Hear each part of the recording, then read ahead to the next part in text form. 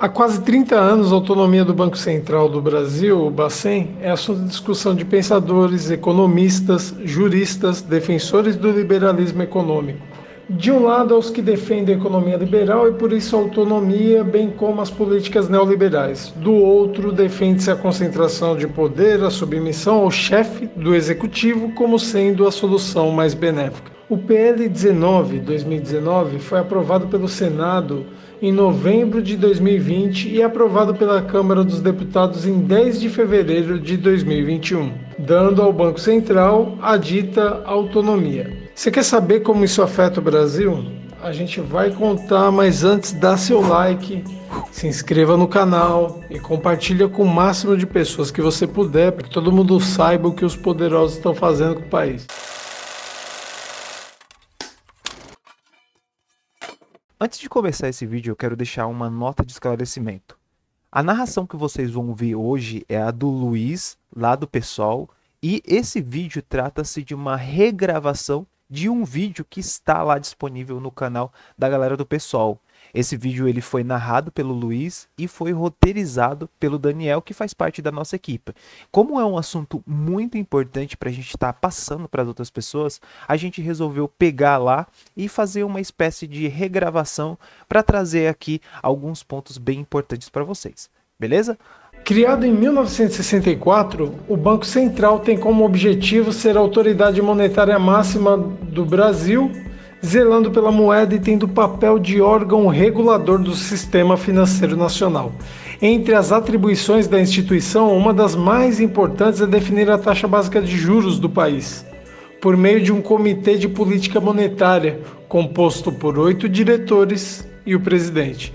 O Banco Central tem a missão de assegurar a estabilidade da moeda e do sistema financeiro, o que é fundamental para o crescimento da economia, do emprego e da renda. A cada 45 dias, o grupo de trabalho do Copom se reúne para definir a taxa, denominada Selic, que é a ferramenta principal de controle da inflação, sentida por todos os consumidores nos preços dos produtos. Ela também remunera os títulos da dívida pública que são ofertados pelo governo aos investidores. A instituição também é responsável por manter o país dentro das metas de inflação.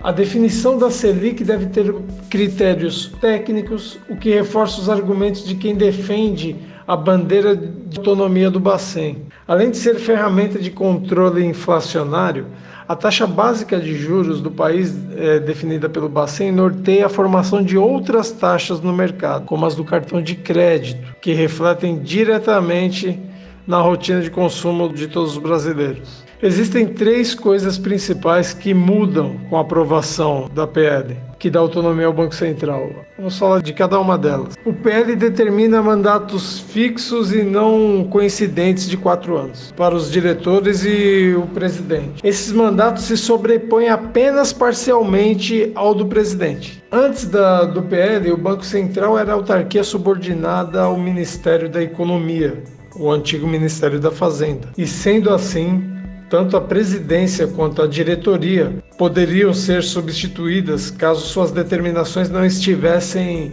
alinhadas com as políticas econômicas entendidas como necessárias pelo executivo. Com o PL não é mais assim. A galera pró-mercado vai dizer pra gente que isso é bom, pois a presidência e a diretoria do Bacen não está mais subordinada a caprichos políticos. Mas se você está achando que isso é bom para o Brasil, achou errado, otário? Agora o Bacen está subordinado somente aos caprichos dos bancos, do mercado financeiro. E mesmo que estejam agindo contrários às melhores práticas econômicas para a população e para o Brasil, diretores e presidentes não poderão mais ser demitidos, exonerados. O PL define a estabilidade de preços como objetivo fundamental do Bacen, sem prejuízo dos seus objetivos já institucionalizados. A instituição tem por objetivo zelar pela estabilidade e pela eficiência do sistema financeiro, suavizar flutuações do nível de atividade econômica e fomentar pleno emprego. Isso parece muito legal,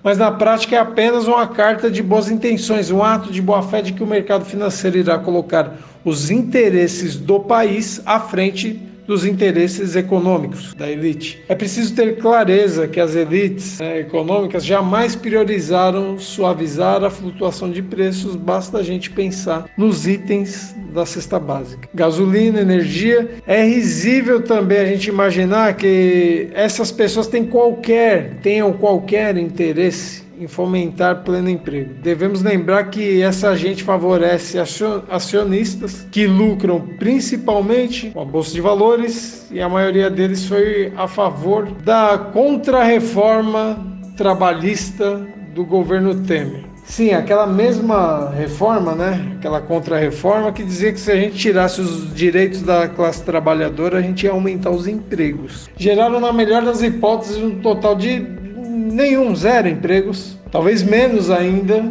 já que os índices de desemprego só subiram desde então. Alguns economistas defendem que os itens do PL garantem uma maior blindagem ao Banco Central, uma vez que a diretoria e a presidência não poderão sofrer represálias por tomarem medidas que são vistas por muitos políticos como impopulares. Diminuição de oferta de crédito aos consumidores, por exemplo. Aí o interessante é a fala do Mauro Roclin, da FGV, sobre o PL. Quanto mais blindado o Banco Central estiver, mais poderá fazer uma política de juros adequada ao que ele entende ser a defesa da moeda, aumentando ou diminuindo juros quando entender que é necessário. A autonomia daria maior capacidade de fazer essa gestão. Esse foi a fala dele. Então a galera do mercado vai falar pra gente, A galera do mercado vai dizer com a cara mais lavada do mundo que o reflexo positivo para a população estará na geração de empregos. Essa é a retórica. Que o controle da elite econômica sobre o Banco Central aumentará a confiança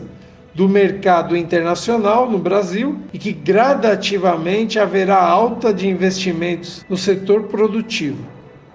Pura bobagem isso daí, pura besteira.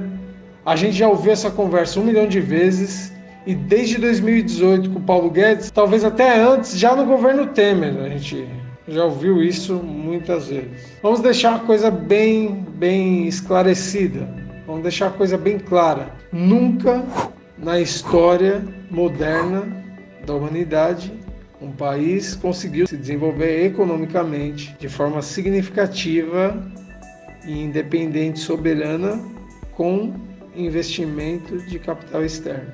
Enquanto o dinheiro, a indústria vão indo embora do país, o desemprego aumenta e a fome retorna. O rentismo se torna cada vez mais predatório. Essas políticas econômicas já vêm sendo articuladas desde o segundo mandato da Dilma para assegurar os lucros dos investidores do mercado financeiro em detrimento do povo. Mas o PL 19/2019 é uma lei que, em sua essência, autoriza a raposa a cuidar do galinheiro. Só isso. O PSOL e o PT entraram no STF com uma medida, contra essa loucura, para que isso daí fosse considerado inconstitucional. Porém, no dia 26 de agosto, o STF legitimou a autonomia do Banco Central. A raposa venceu, Para que a gente consiga revogar isso pode ser revogado, porque é um PL, Ele pode ser mudado, ele pode ser revogado com uma maioria simples no Congresso. A gente precisa de muita ação popular. É uma das grandes lutas que a gente deve travar contra essa burguesia. Para isso é preciso que as mobilizações sejam em massa. A população precisa demonstrar isso nas ruas. Eu diria até, dada a conjuntura, uma mobilização permanente com atos massivos, sucessivos, organizados com os movimentos sociais, os partidos de esquerda, com articulação das frentes revolucionárias, a periferia, as lideranças comunitárias, enfim. Uma prática que reúna vozes que impulsionam essa revolução periférica.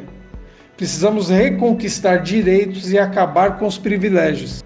E aí? Você vem com a gente? Todo mundo que pensa numa vida melhor para a gente, para o povo, para a população, para a força de trabalho, a força desse povo. Se você pensa nisso, todo mundo que compartilha dessa ideia, uma vida que a gente não passe mais por esse tipo de sufoco, onde qualquer crise que aconteça é o povo que paga. Vem com a gente nessa jornada revolucionária do PSOL. Vem com a gente. Vem de 50.